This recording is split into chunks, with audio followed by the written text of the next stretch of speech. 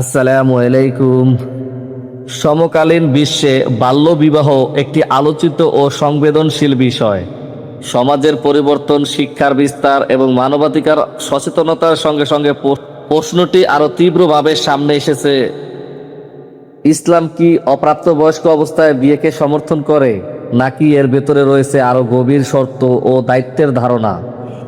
ইসলাম বিয়েকে কেবল একটি সামাজিক চুক্তি হিসাবে দেখে না, বরং এটি একটি দায়িত্বপূর্ণ প্রতিষ্ঠান যেখানে পারস্পরিক অধিকার, মানসিক সামঞ্জস্য এবং পারিবারিক স্থিতি অত্যন্ত গুরুত্বপূর্ণ। পবিত্র কোরআনে আল্লাহ তাআলা নির্দেশ দেন, তোমরা এতিমদের পরীক্ষা করো যতক্ষণ না তারা বিয়ের উপযুক্ত বয়সে পৌঁছে। অতঃপর যদি তাদের মধ্যে পরিপক্কতা দেখতে পাও তবে তাদের সম্পদ তাদের হাতে তুলে দাও। সূরা নিসা 6। এই আয়াত ইসলামী চিন্তায় একটি মৌলিক নীতির ভিত্তি স্থাপন করে। বিয়ের জন্য শুধু বয়স নয়, বরং রুশদ বা বুদ্ধিভিত্তিক ও ব্যবহারিক পরিপক্কতা অপরিহার্য। রাসূলুল্লাহ সাল্লাল্লাহু আলাইহি সাল্লামের বাণীতেও একই দিক নির্দেশনা প্রতিফলিত হয়। তিনি বলেন, হে যুব সমাজ, তোমাদের মধ্যে যে বিবাহের সামর্থ্য রাখে সে যেন বিবাহ করে। সহিহ বুখারী এবং মুসলিম। এখানে সামর্থ্য শব্দটি কেবল শারীরিক সক্ষমতার সীমায় আবদ্ধ নয়, বরং এটি আর্থিক দায়িত্ব, মানসিক প্রস্তুতি এবং পারিবারিক জীবন পরিচালনার যোগ্যতার সমন্বিত ধারণা। ইসলামী ফিকহের ইমামগণ এই বিষয়টি গভীরভাবে বিশ্লেষণ করেছেন।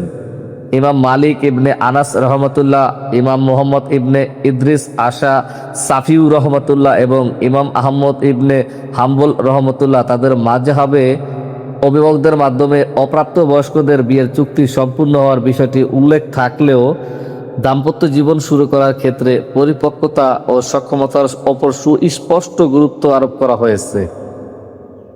অন্যদিকে ইমাম আবু হানিফা আর নুমান ইবনে সাবিত রহমতুল্লাহ এর ফিকহে একটি গুরুত্বপূর্ণ নীতি রয়েছে, যেখানে বাল্য বয়সে সম্পাদিত বিয়ের ক্ষেত্রে প্রাপ্তবয়স্ক হওয়ার পর সংশ্লিষ্ট ব্যক্তি সেই বিয়ে বহাল রাখা বা বাতিল করার অধিকার রাখে। খিয়ারুল বুলুগ।